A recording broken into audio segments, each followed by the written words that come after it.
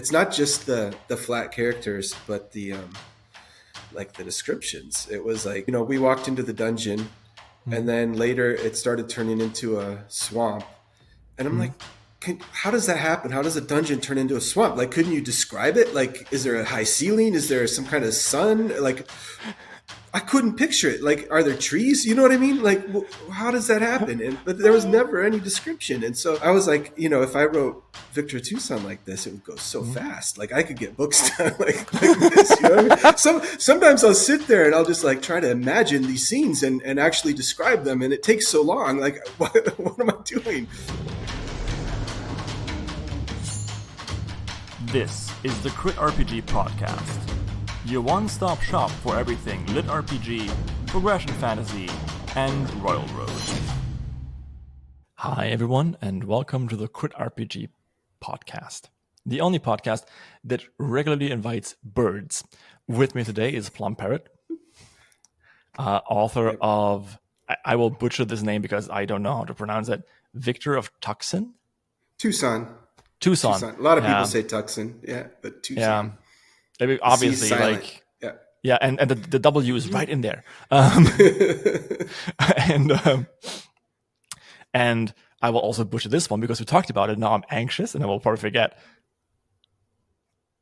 Cyber Dreams. There we go. I was about to say Yeah, you were going to say the first book title, weren't you? Electric Angel. Yeah. Thank you. There we go. I got it. Yeah. A book which I thoroughly enjoyed. So now he's here. I appreciate that. Yeah. I badgered you into coming here because I really want to talk to you about it. As a bird, I don't talk to a lot of people, so this was tough. Yeah. But here I am. Another famous bird, one of my friends, Host, who writes Merchant Crab. He is also a raven, and he or crow, I should rather say, and he insults me a lot. So, all right. My bird speak, bird whispering abilities are honed, but also, I should say, a bit charged. All right. Okay. No, right. So I haven't read Victor of Tucson yet, but I have read the first book of Cyber Dreams, which I really liked. Okay. Well, I appreciate that. Yeah. I mean, nothing you can do about it. I will like it whether you like it or not. Yeah. I mean, if you didn't like it, would you say so on here? Or would you wait till I was gone? And No. Actually, I don't think... Here's the thing. There is no such thing as a bad book, I feel personally. And I'm telling this to myself because I recently checked out my rating by accident, and now I'm devastated. It's just like whether or not you can hit the right mark, whether or not there are enough people who want to read it and think it's a good book. Yeah. Right? I agree. And if your book finds those people. I had, with Victor of Tucson, I had people quit after one page. They're like, this isn't for me, forget it. I'm out of here. And that's just the way it goes. And then I've got other people who are, waiting for every new chapter. And so, like you said, if you've got enough people who are interested in your story, then you can do something with it. So you're saying they quit Tucson? Yeah. Tucson. Yeah. Too soon. I'm sorry, I missed it. Yeah, right over my head. Yeah. No, it's fine. Good one. It's fine. Yeah, you will hear puns. Yeah, that's good. I'll try to keep a ear out for them. All right. But yeah, please actually start with Victor.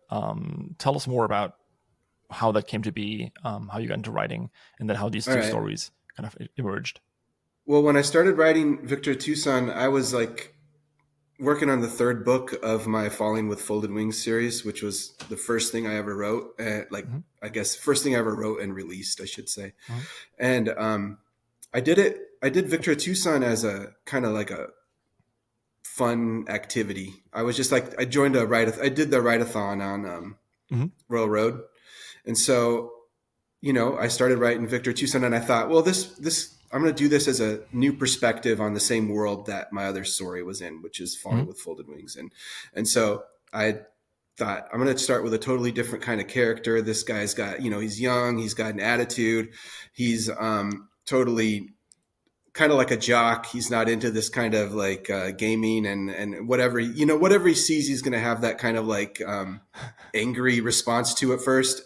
And so I got into that and I thought, well, I don't know. I don't want to tell you the whole story, but anyway, I was like, I wanted him to have a much harsher welcome to the world of Fanwath, which is the world that these books are set in. And so he gets immediately kind of like dismissed because they summon him and he's level 0 and he's, from Earth where they don't even have, magic. And so they throw him, they kind of sell him off to this guy who runs pit fights. And so that's where he, day one, he's kind of put in a cage and he's told he's going to be fighting for his life. And people on Murderbot will have loved that. Yeah. Yeah.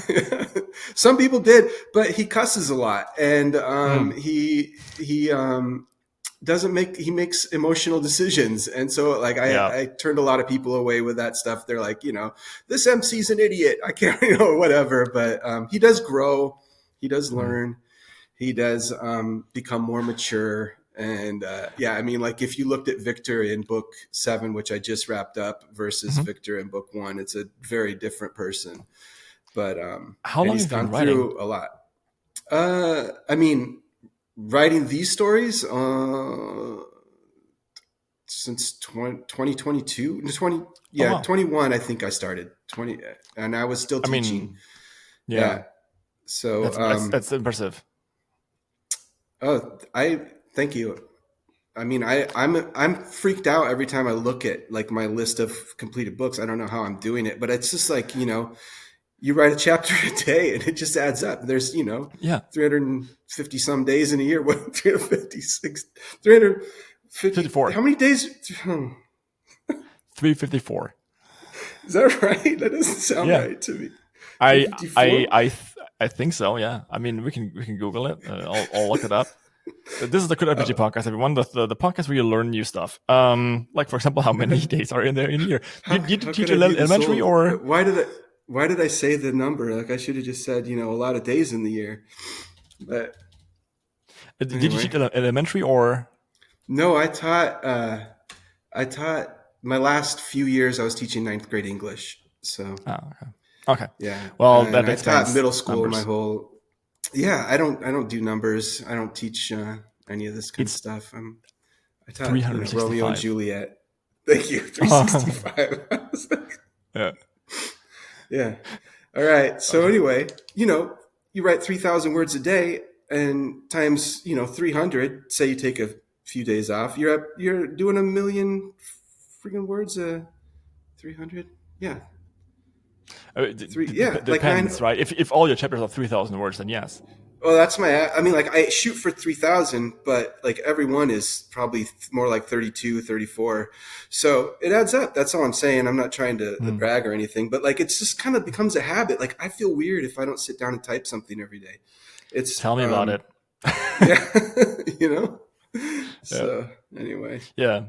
Before the podcast started, I already explained I started a new job, and now I don't have my regular schedule of writing anymore, and it doesn't freak me out per se, but I'm itching. Yeah, I can imagine. Like especially if you're used to doing it, like regularly. Yeah. It's like if I'll take a couple days off, which I'm taking a break from Victor at Tucson because I just finished book 7, and so like. I swear I feel weird. Like I have to sit down and I start brainstorming or doing some outlining. Like, I have this irrational fear sometimes. Like what if I don't write for a while, like, and I go to write, what if I can't anymore? You know what I mean? Like what if it's that's yeah. I mean, for that, the old Hemingway quote always helps me. You have, what's that? He stands in Paris in his rooftop apartment, drinks his coffee and goes like, "You've written before and you will write again. All you have to do is write one true sentence. Write the truest sentence you know." I love that quote. I love that. Like, that's great. The thing is, like, the moment you sit down and write like one stupid sentence, the rest just flows. Yeah. Always. And if it doesn't, then that's the other thing. Then you haven't planned enough. Then you don't know where to go. Yeah, totally true. Yeah, I like that. I'm going to remember that quote. Yes. Hemingway's great. Yeah. But yeah, okay. So you were talking. You wanted me to tell you about how I started writing Victor at Tucson. got Okay, into that a cool. little bit. Is Yeah, there yeah, anything yeah. else you want to? Did Yeah, I get okay. into that So enough? timeline. You were a teacher. You Hmm. were doing middle school. You were writing Falling with Folded Wings. And how did Hmm. that go? Well, I think I started thinking about writing during COVID. Do you remember that? Mhm. And that was a weird time to be a Yes, I do. teacher. Yeah. So coming in, like, they didn't have kids coming into us for like a year, Mhm. and we'd Mhm. sit on Zoom, right? And then Ah, I'd talk to my kids through our Zoom classroom, and I'd give them things to work on. I'd answer questions, but then like there'd be this time in the day when like I'm not really like it's you know what I mean? Like the kids yeah. aren't on Zoom. I'm not supposed to leave the class. Like they had us come into the classroom to do our Zoom classes, right? So I'm in there by myself, and like I'm caught up on my grading. Like what do I do? Like and so I started really thinking about Mhm. plot lines and what I wanted to Mhm. do, and so I got a Mhm. lot of stuff done like mentally and preparing for writing at that time, and it kind of pushed me to the point to actually try, which was that's why I'm called Plum Parrot, because when I first started releasing things on Royal Road, I Mhm. was like, this might be terrible. People might like hate this. I don't want Yeah. anyone to know that I'm the person who did this if it's terrible. Like it was honestly like it was like putting on armor. You know what I mean? Like Mhm. that Mhm. anonymity. It allowed me to actually put my words out there and get some feedback. And then once I had people reading my stuff regularly and making comments, then it just like it became addictive. I just wanted to keep writing, and Mhm. so you know. If you get the right comments. Yeah. Oh, I got a lot of Mhm. kind of harsh ones, but when you've been teaching for 20-ish years, Oh, and I yeah. mean, Okay. there's nothing I haven't heard, and like people are like, dude, how can you be so relaxed about this guy? Like people giving you all this negative feedback or responding to him, and like Mhm. it's really not hard. I just kind of like imagine they're one of my students. You know what I mean? And it doesn't bother me anymore. It's fine. Oh man, So that's yeah, really great. That's really yeah, great. Yeah, that's a good way of doing it. Uh, yeah, I care too much. So, but yeah. that being said, I do have a small but very valuable horde of rabbit fans, which I continue to write for, or Awesome. I want to continue to write for, I should say. But still, 3,000 words a day, like besides also having a job, is a lot. I mean, I certainly can't do it. No, I and tried. and let me clarify. When I was still teaching, I wasn't writing Mm, that much. I was doing yeah. like 2,000 word chapters, and I was Mm. doing a lot of them on weekends, and it wasn't Um, that like there was no way I could get all that done, like you said, working full mm. time. So, Yeah. Also, yeah, the podcast takes time, obviously. So, mm. uh-huh. I Oh mean, yeah. that's quite legit, right? But I do feel as though, like we talked about, it's like the time I usually would commute. I think I want to actually spend writing. I mean, it's 40 minutes. I can write. I plotted today. I don't know what it was so hard to say, but yeah, cool, awesome. That's So good. give Yeah. me. So wait, timeline again. Flying with Older Wings. What was that about, by the way? So it's very similar to Victor of Tucson. It's about a bunch of Earthlings that are like on Mm. a they're in an arc ship and they're traveling through Mm. space, and they end Mm. up coming to a system controlled world. Mm. And so it's kind of like it follows a few of those characters, and that was like one of the things that people like. Some people liked it, but a lot of people complained the POV shifts. Like they liked one Oh, character, but they hated the other two, or vice versa. And so that oh was kind of god. one of the things I learned about. Like if you have a main character, it's okay to have some side points of view, but try to stick to the main character's plot line. You know what I mean? Like that's For serials, for sure. It's yeah. completely different if you publishing to KU. I feel. Um, Oh yeah, but yeah, I think we so. can talk If you're about that. Mm. planning to go out to release a full book at once, Mm. I think it's very different because people don't have to wait for days and weeks to get to that Yeah, plot and line then they're it's interested like in. Yeah. yeah, and then it's like the POV of the character you don't like, and then so yeah, okay, I get that. Uh-huh. That makes sense. Yeah. Yeah. And again, writing to market is difficult, but Oh, also for kind sure. of fun. Um, okay, Fallen with Wings. Like you also like to play Railroad on hard mode, right? It's like, let's do a sci-fi story with Right. multiple POV.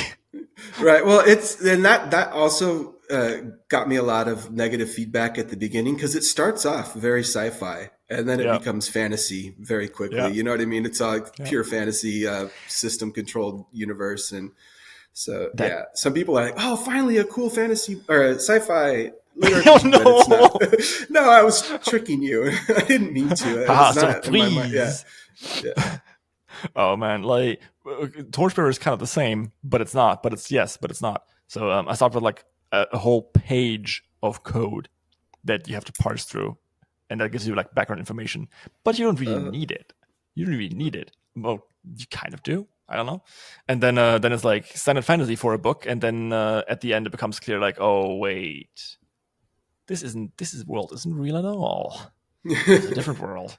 So I'm terrible at promoting my own book. It's way more than that, and also way less, and it's not as complicated. But you probably well, have the same issue, right? I am really bad at self promotion, Yeah.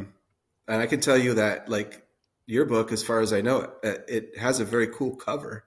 But I haven't Wow! read it. Thank I'm you, sorry. thank you so much. Yeah. Actually, I did spend a lot of time on that cover, so Yeah, thanks. it's great. Yeah. I like it, but And yeah, but yeah, no, I'm really bad. I try to do a post here and there, like especially when I have a book release, but like I just feel weird about fluffing my own feathers. You know what I mean? So nice. Yeah. thank Oh, you. I know another bird Yeah, like that. Yeah. yeah. It's a okay. So I before we move on to Cyber Dreams and then the best advice you've gotten as a writer, I think that writing is only 50% writing. The rest is self promotion, even if you're a trad author. It's I don't know, 50%. I mean, maybe it's supposed to be, but there's no, I probably put 10% into that. And so you're probably right. I'd probably be doing better if I were better at that Did stuff. you sign with a Yeah. publisher for these?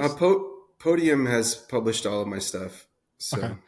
I mean, uh, and you're already like your books are already hitting pretty hard. I do believe if you were to do a bit more promo, I think you could easily double your readers. all right. Well, I mean, like I've looked at this I'm stuff gonna hit before, you yeah. up on Discord for some tips on what I should be Yeah, doing because I can totally. connect you to some people who know better than me. So Okay, cool. Well, thank you. yeah, you got it. Yeah, I won't dispute that. I don't have the data to. So, yeah. Yeah, like there's this Facebook group. If you're an author, that's called like critRPG Authors Group. That's really nice. Oh, okay. And if you're just quote unquote just a reader, like we appreciate you being here. Don't get me wrong. There's like other really cool groups on Facebook too, like the critRPG group, the critRPG Books group. These are different for some reason, but progression fantasy is also great. So yeah, these like kind of communities where they talk about it. Also like Silver Pen. I think you're on that, right? I am, but I don't spend any time there. I need to. Yeah, like I'm just. You can just ask people there who and also like there's like a self-publishing kind of thread on Silver Pen that you can ask for or ask people in. So there's tons of stuff out there, and that's probably like the takeaway from this part. If you're an author, you're not alone, and you shouldn't be alone because people always think it's such a lonely profession. It's not. Okay. I'll take your advice. Yeah. Yes. Thank you. Finally, someone. Yeah. Day 3 at work, man. Anyway, okay. Tell me about Cyber Dreams. How'd that go? All right. So I was deep into Victor of Tucson by then, and it was another write-a-thon, and I wanted to do something totally different. So I picked a female POV, and I had like the year before I had played Cyberpunk 2077. Is that that? And I just loved it, and like I mean, obviously, I didn't really make like an insert. Like it's not like we're not in that game world. But that was like kind of one of my inspirations. And I've always loved Cyberpunk though. I remember Johnny Mnemonic, Blade Runner, Mm. like all Oh. these old, cyberpunk stories. But like, I also was a big fan of like Diamond Age is one of my favorite books. Mm. What else? Anyway, What's that's beside the mm. point. So I like the genre, and I Mm. thought, well, this would be cool. And like, they're always set in these big cities, like New York Mm. or Night City or what. But so I Yeah. thought, well, I know Tucson. Let's set a cyberpunk in future Tucson and see what that's Mm. like. And that's kind of how it just got started. And I picked. I wasn't going to have Juliet, the main character, be a female at first, and I was like Mm. trying to brainstorm like what my MC was going to be like, and nothing felt right. And then I started thinking, well, wait a minute, what if And I was thinking of this, like I was thinking, I don't know why, Julian, and then I was like, wait, Mm. what if it's Juliet? And so I don't know. Mm. To me, it just really hit, and I've had so much fun with it. I love the characters in that story, and yeah, Yeah. I've got so many like really supportive readers on Royal Road and Patreon who just are into it, and I just wish it was doing better on Kindle and Audible, but it's not. Well, we It's can not. we I can don't do want to that. complain. It's not terrible, but yeah, maybe as more I mean, books come out, it'll pick up more. yeah. I mean, like, okay, I will go on record with this because you mentioned like, would I say it if I didn't like it? But I did give you some feedback about it, right? With the You dialogue, did, right? yeah. And that being said, though, I still thoroughly enjoyed it because your characters are kind of great, right? Oh, Each of these people is thank very like you. believable, and yeah, they all have their like little backstories, and they feel very fleshed out right from the start. From the main character Juliet, who at the beginning she has like real connections to her family, and okay, they're out of town, but there's obviously something going on there, and you're kind of like in the middle of this thing. It's good. It's very good, and of course, yeah, Ghoul is a big part of the first book, of course. I like that character too. Um, yeah, in general, I can highly recommend it if you have not read it, give it a try, and then you Thank can you. go on Royal Road and leave angry comments about how it's sci-fi and oh no, Yeah. female protagonist, oh no. I don't really get angry comments anymore, but I get like random 0.5 star reviews now that I stubbed it. So like its rating Uh, has slowly been falling. It's kind of yeah, a I mean, bummer because I got to if number my 6 overall for a while. That was awesome for a while. But whoa, okay, yeah, wow, I was just 1 point off that one achievement. I wanted to get to the top 5, but I didn't make it. So, but I got number see 6. See, I like I said, I checked out Torchbearer on my work computer because I wanted to check something, and like I saw my rating, and now my life is ruined. So no, actually, it's Don't quite fine. I think it's like 4.1 or something. Have But you yeah, stubbed that? nope. Okay, I But was it gonna is it say is like because okay. yeah, mm, your rating like we'll see. I We'll saw see it how with far it Victor. drops when I do. Yeah, there you go. You'll get people who like somehow come upon your story and they'll see it stubbed and they're like, 0.5, this guy's a jerk. Stubbed his story. I don't, Yeah. whatever. How dare you want to earn money? Like, yeah. No, I mean, I'm not gonna stop it for a while, like for a long while. I've been talking to I'm doing it ass backwards. I'm talking to narrators first, and Okay. then asking publishers because I'm really an audio guy.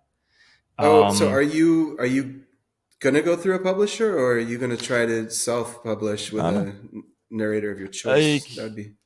I think I might as well try publishers. I'm just gonna like Mhm. toss it out, see what they can do. Because I don't have the time to actually do the self promo. I That's just what I don't. always thought too. Yeah, But then I you do see now. these guys with these other authors who have Mhm. self-published, and I think, man, they're getting that whole bag. That's that's pretty Yeah, nice. No, I don't know. yeah. But yeah, I just finished an entire rewrite of the story. Told you about this, right? You did, yeah. Yeah. And That's now I'm kind ambitious. of. It was fun. 240,000 words, just like done in 3 months. Really great. Um, but yeah, now I'm thinking like, what am I actually doing with that? Do I just save it for KU? Do I start a new fiction on Royal Road and try to convert people over? Do I just upload it over my old one? But then the I'd love old to like the hear. yeah. I'd love to hear what you decide to do because Hmm. I have another side project that I was doing for a Mm, while, and I mm, got the first book almost done, and mm, I couldn't keep going with three. It was just so I took it mm. down. I was Yeah. just like, I don't want this sitting here dormant on Royal Road because people are scraping those stories and stealing them and putting Mm. them on Kindle, and I was Yep. just like, so I don't know what I'm going to do with it when I finally get around to revising it and getting it ready. Do I just Mm. release straight to Kindle or do I redo it on Royal Road? I don't. I mean, So so this is like not a really tangent, but I guess we can talk about this as sorry. kind of like a Yeah. bit of a preview for the bonus material on the Fight on Patreon, where we talk about author stuff, but also like more personal stuff. This is not a threat. Um, we so think about it. What's most important to you? Is it exposure? Is it money? Is it all these kind of other kind of things? Because if it's not exposure and money through Patreon, then why re-release, Right. right? If you're continuing the book, then and you want to have a continuous flow of Patreon money coming in, or sell chapters to Patreon, that could be a reason to relaunch because you do want new eyes on it and you do want people to do the stuff, but I'm go mm, ahead. you also Let's hear have the to butt. do a substantial rewrite. That's the railroad Right. rules. Right. Yeah, I knew that much, and Mm, and I do intend to.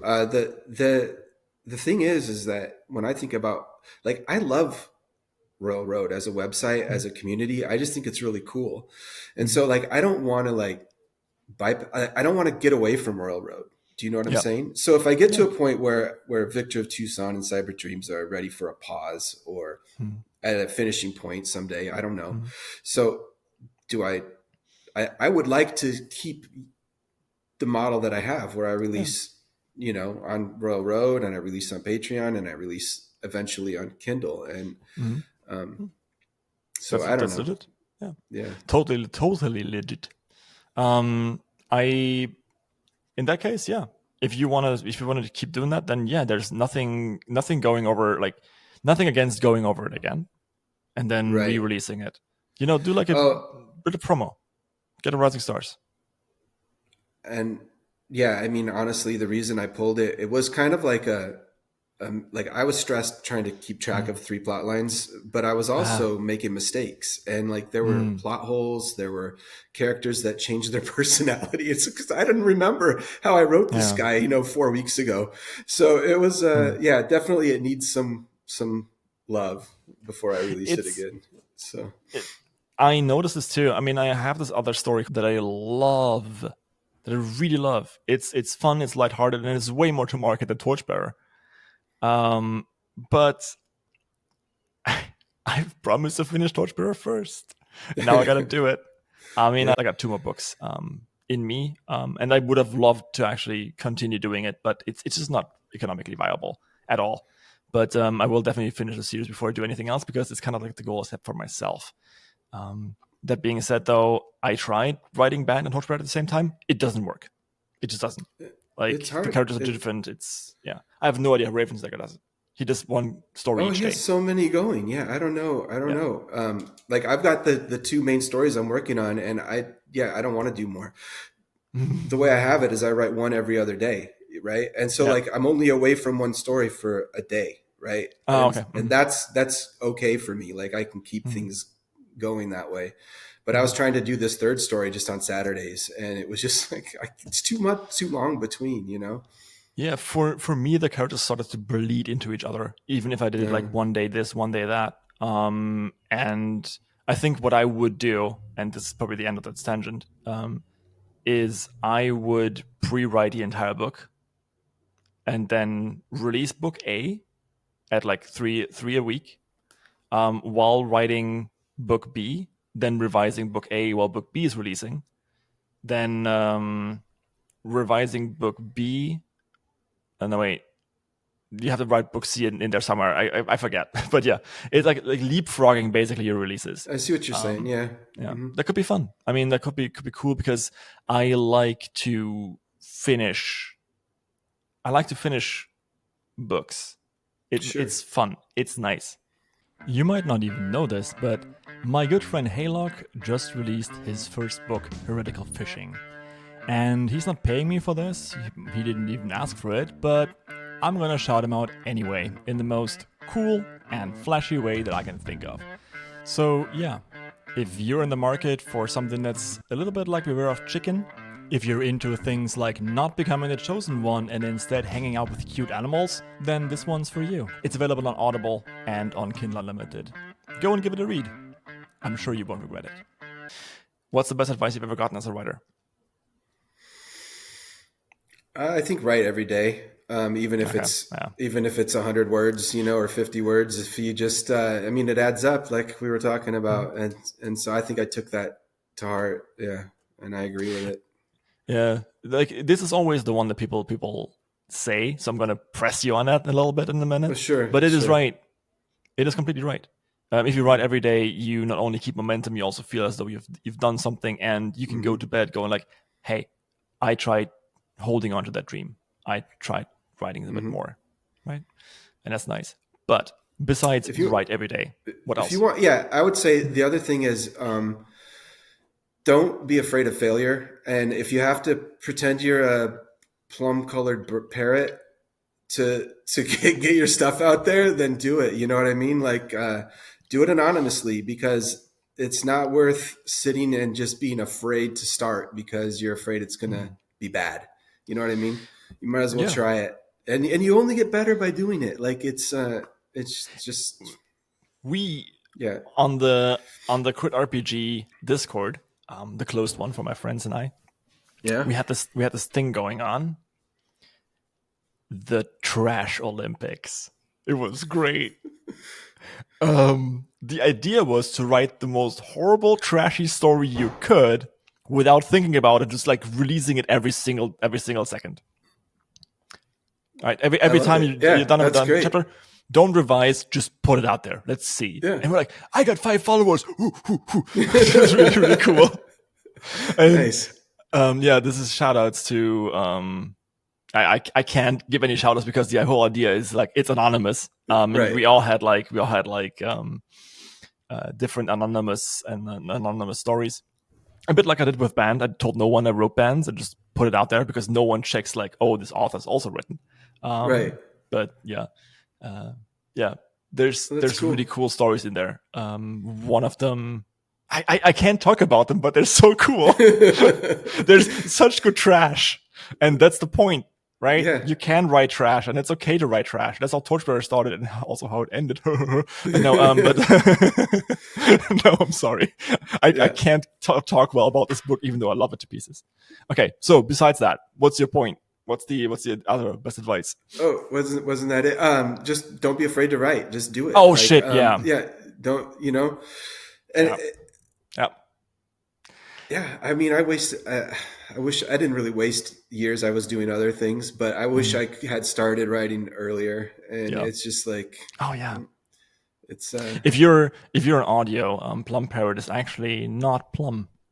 He is wearing I think it's like a dark navy Adidas hoodie, jacket, training jacket, right. And he has gray in his beard. It looks very good. Thanks. Very salt and pepper. I earned these grays dealing with children for too many years. Absolutely. Like you can see it. You can't see it in this light, but I have like a gray strand like running over here. Very nice. So you were saying? Nothing. Okay. That was it. Yeah. Podcast over. Okay, good. See you later. Nah, okay. I mean, those two things, like don't be afraid and write every day. I think if you just do these two things, just don't be afraid, forehead, then I think the rest will settle itself. Yeah. The industry is so different nowadays. Like there's the gatekeepers can't really keep you out anymore. You know what I mean? Yep. And there's these websites where you don't have to even be yourself. Like we were talking about, like there's no reason not to be writing and to put it out there and get feedback. And if you really want to be a writer, you have to do it. And that's all there is to it. You can't and after you've written every day for a year, you're going to be a better writer than you were when you started. I don't care. That's just the way it is. It's practice. this goes out to my friend Sean, Dad's Bedtime Stories. You can find his books, Sean Wilson. You can find his books on KU. You can see his early ratings. You can see his ratings on My Sons and I Got Reborn as a Goblin, I think was what was called, right?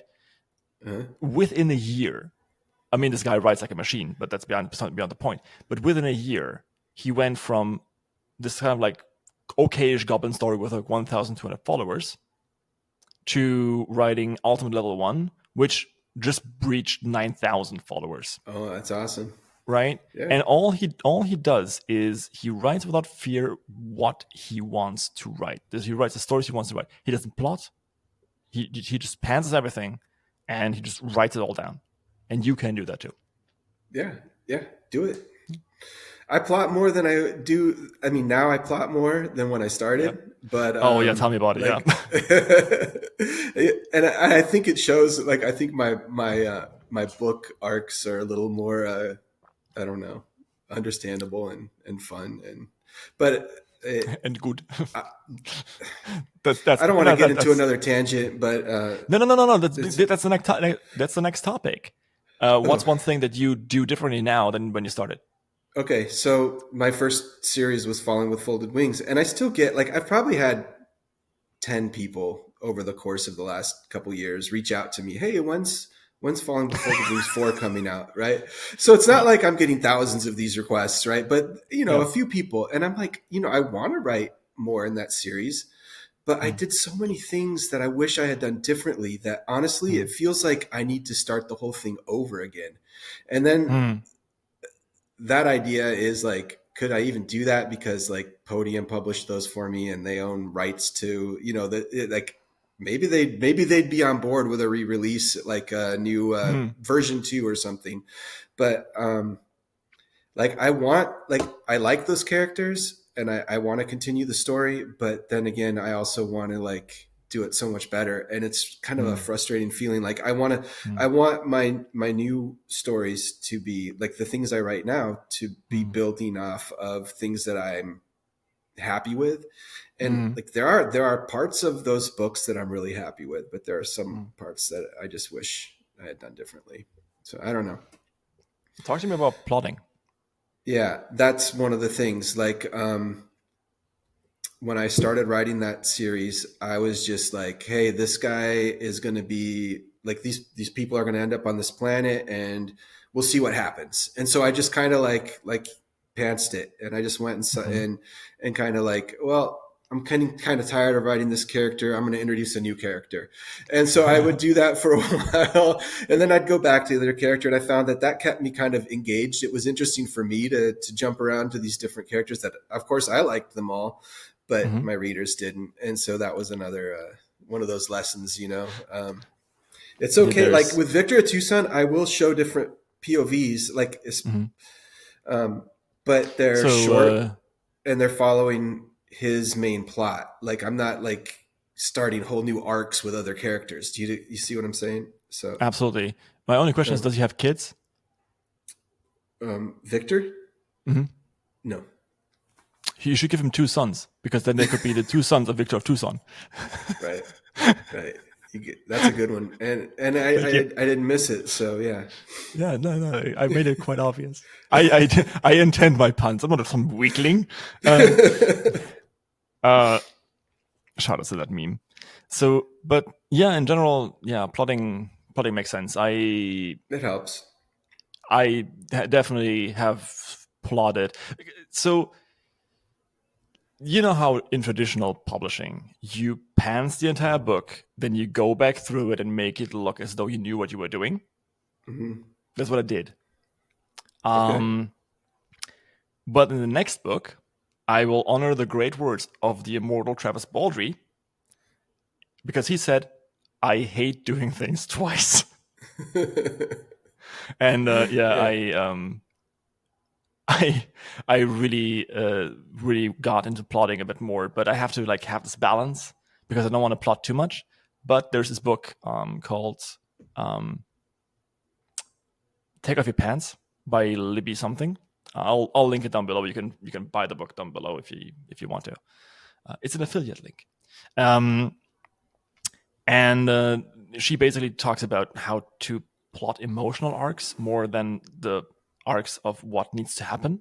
Because if you plot the Okay. emotional arcs, you know what your characters need and how they will act, rather than, like writing down a string of sentences that then in the end completely derail. And I found that to be actually quite true. One of my biggest weaknesses in Torchbearer was that Samantha, the main character, stayed in one emotional state far too long, Oh, far too okay. long. And All right. I did some jujitsu and shortened that and put it into like this like falling and rising arc. But yeah, sorry. Good. No, that's cool. Yeah, Yeah. that's great advice. Like I just finished Cyber Dreams book Mhm. 6 on Mm. no book 5 on Patreon, and so I'm starting book 6, Mhm. and before I did, like that was part of my plotting. Like I had, Mhm. okay, so this major event needs to occur, but in that event I Mhm. have to deal with this relationship and this relationship, and I Ah, need this to happen, and to this character, and this to happen to that character. And so I kind of like try to puzzle fit them all together like a puzzle yes. almost. And then so I kind of know, okay, in part 1 all these things are going to happen, in part 2 all these things are going to happen, in part 3 this will happen. And then I'll Mhm. start writing and none of it will fit, so it'll be totally different by the time I'm done. But I tried.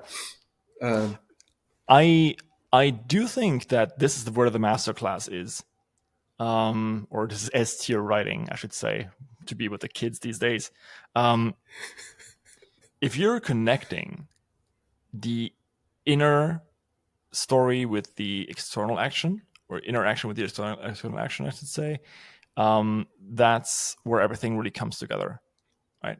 yeah, I think so. Because yeah, because as you said, like you have, if the external action happens and the main character or supporting character, if you're writing a flat arc, doesn't change at all, then okay, cool.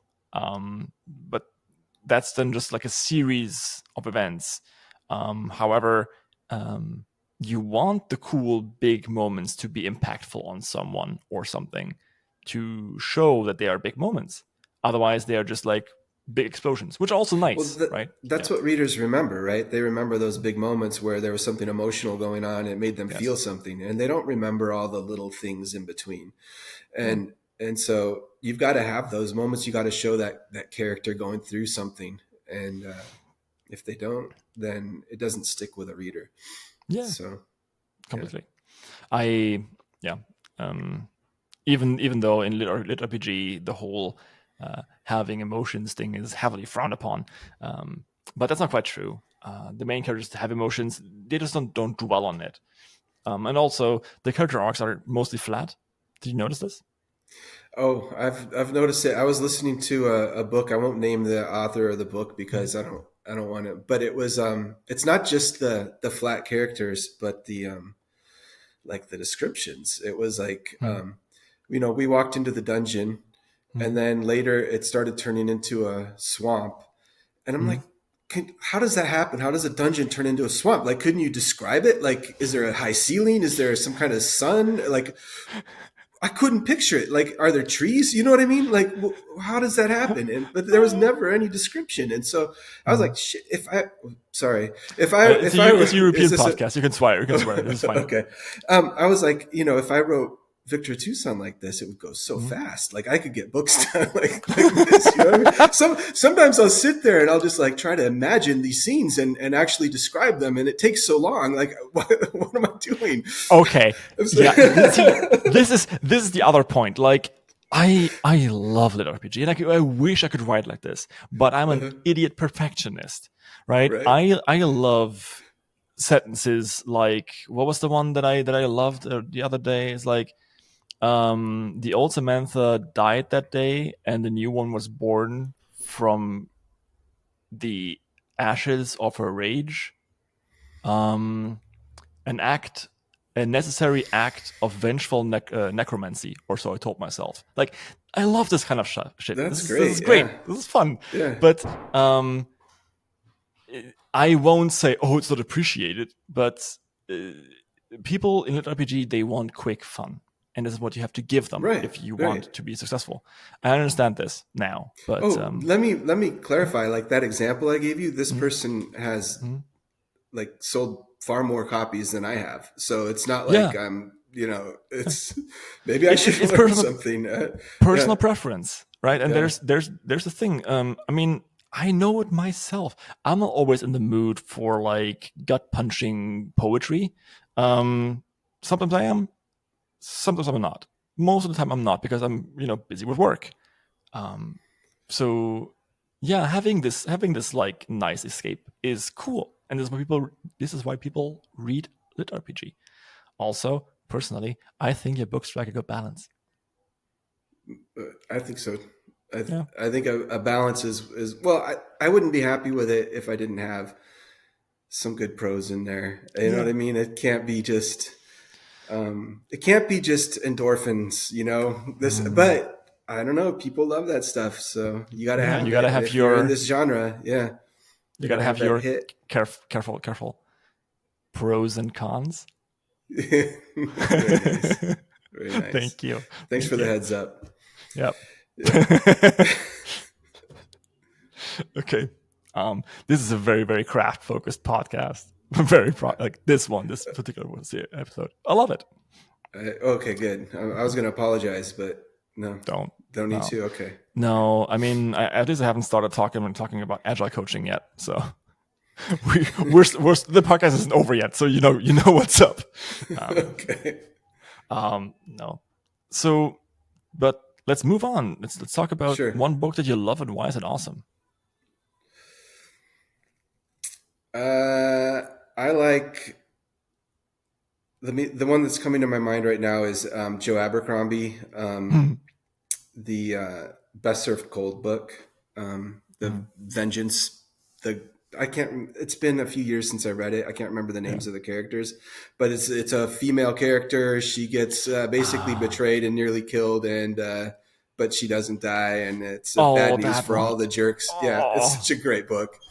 it is. It is so good, and it like he smiles while he punches you in the gut every Oh single yeah, second. oh yeah, he's God. great. I could only Yeah. aspire. Yeah, Joe Yeah. Abercrombie is awesome.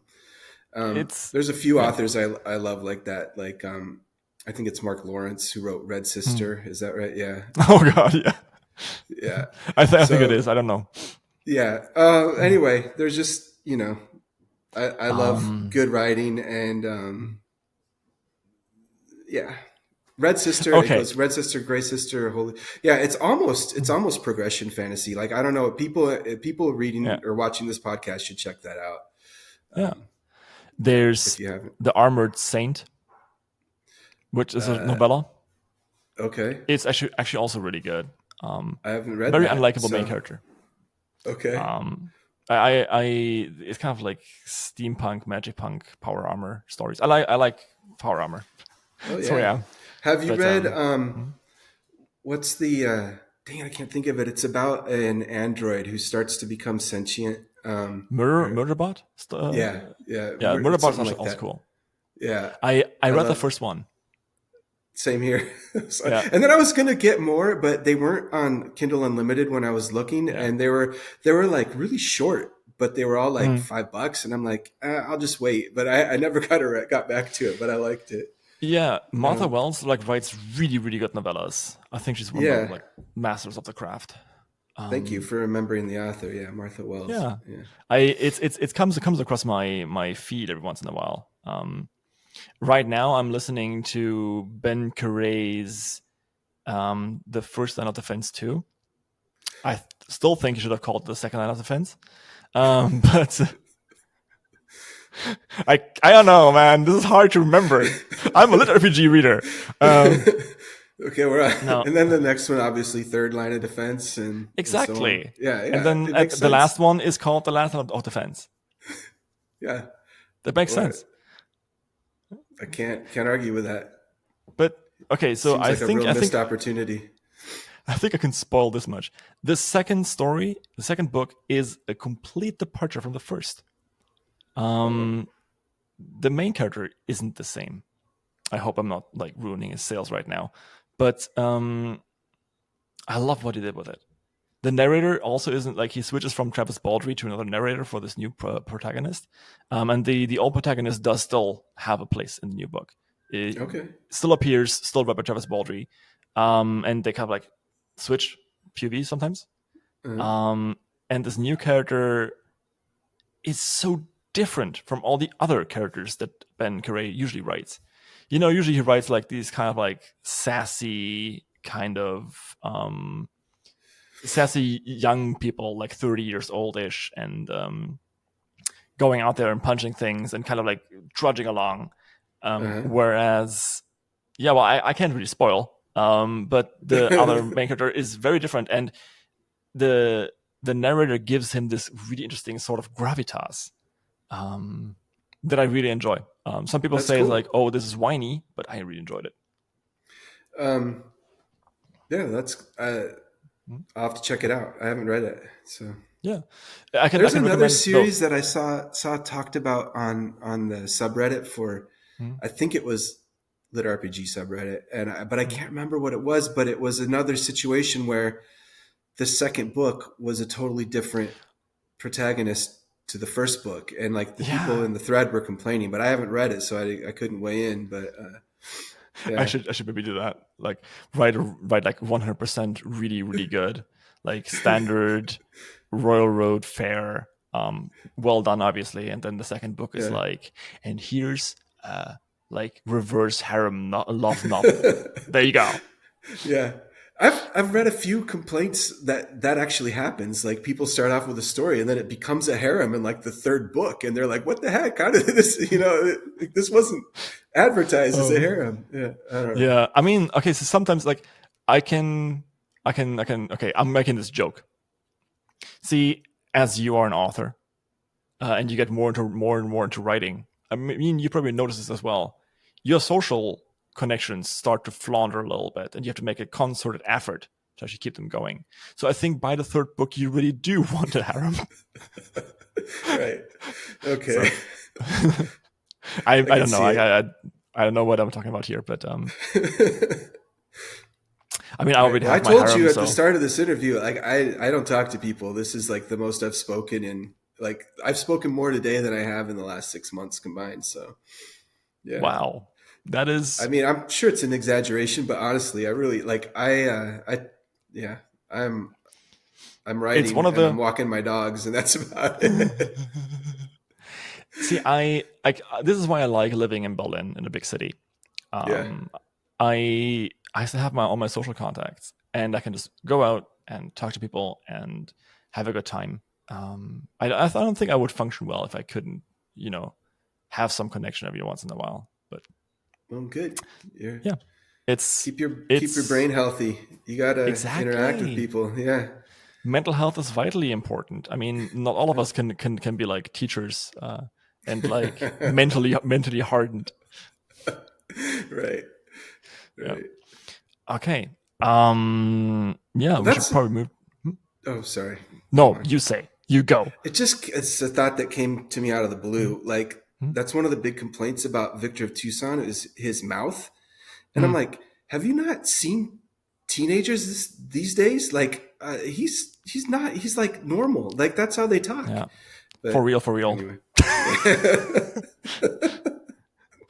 All right. I'm good. Yeah. That's all I wanted to say. I don't know. Like I told you, I'm not going to mostly comment on whether people want like profanity in their books or not. Torture has profanity, because I really don't want any sales. So we'll see how it goes. No, you're playing hard mode, like you said. I am playing hell mode. Right on. I am beyond hard mode. And for that being said, it's sitting at 1,360 followers right now. I think this is actually for what I'm writing, that is actually outstanding. So we'll see. Yeah. We'll see if it maybe. Yeah, we'll see if it can make it to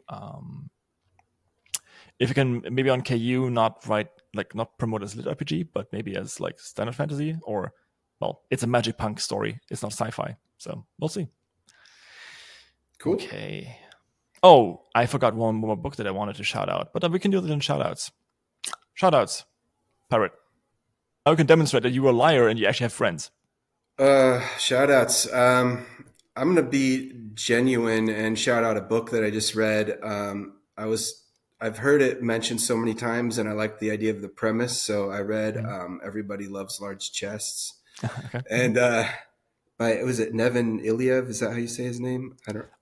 But I'm talk not sure. about prose. Like, yeah, he has Mhm. some smut in there, like it's mixed in, but Yeah.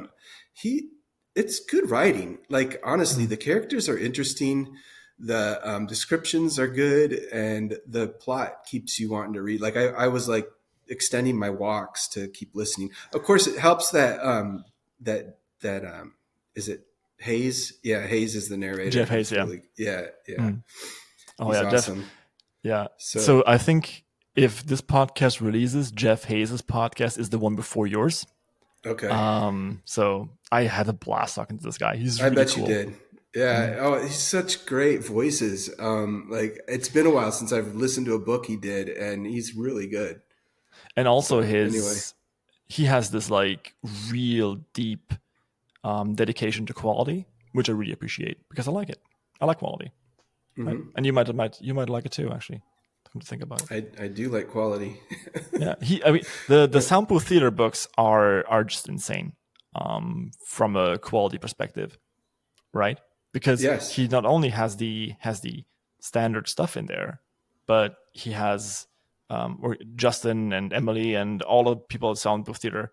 They actually mix in small sound Little sound effects. effects. Yeah. Yeah, Like reverb in for the the spells. Mm. yes, and like he was clinking coins to Mm. symbolize the mimic playing with his gold coins, and it was just like yeah, it That's was great. I don't know, it was really good. So Yeah, some people don't like too much distraction. And I get that, uh, but it's so subtle that I yeah, think they it's can get away with definitely it. never overbearing. Yeah. Yes, yes, and yeah, I very thoroughly enjoyed it, and we'll see how that goes. Okay, so you shouted that out.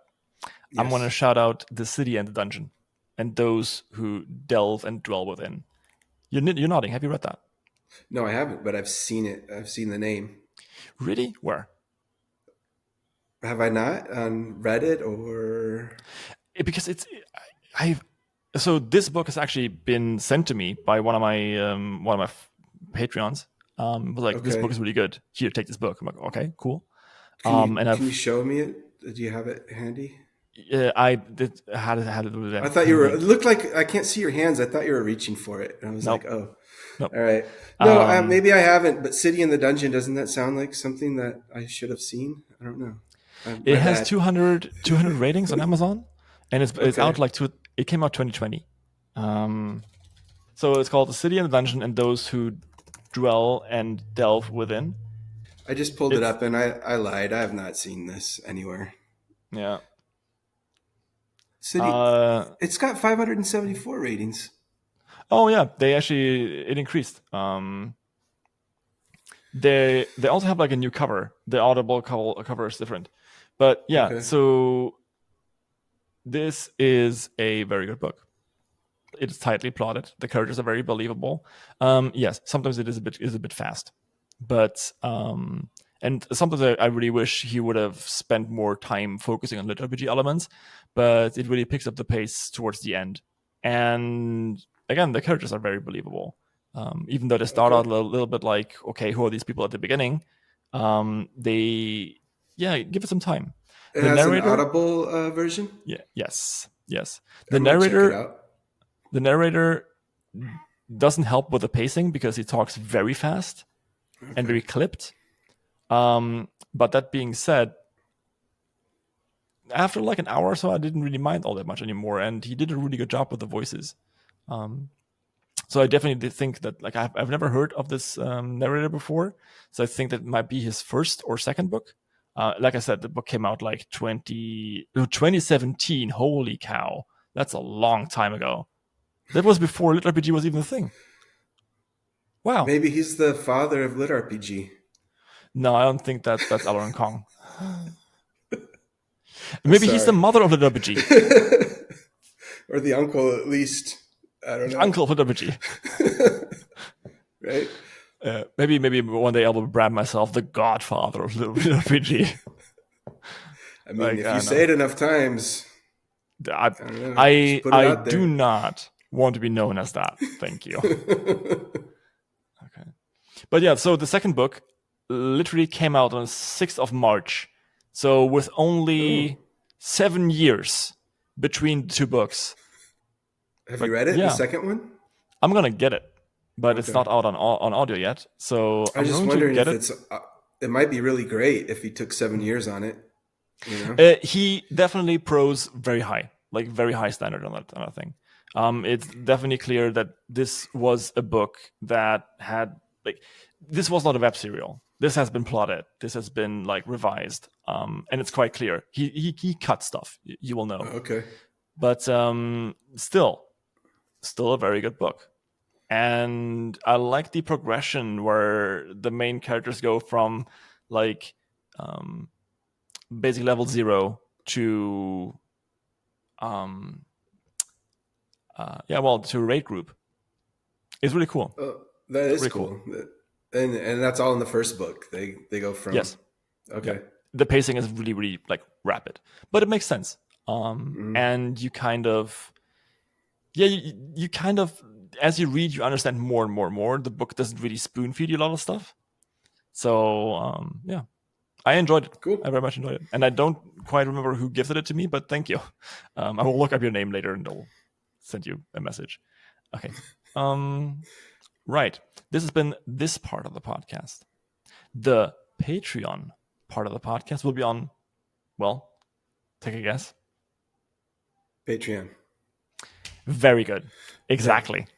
Thanks. And we're going to be talking a little bit more about plotting. We're going to be talking a little bit more about connecting emotions and also other kind of stuff that I didn't want to put in the main podcast to not offend anyone's ears.